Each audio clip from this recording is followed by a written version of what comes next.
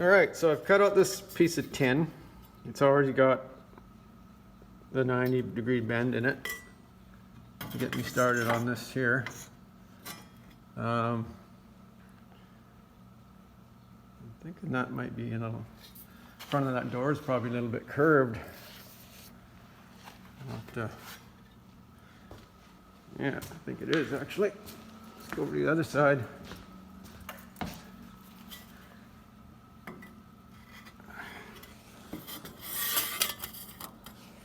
It's pretty straight on the bottom section. I think I can get away with that. So anyways, what I'm going to do now is I'm going to fold this right over on itself. But I'm going to put this strip of tin in here, and I'll fold it over on top of that, so it'll, there'll be space for me to slide it on over top of this.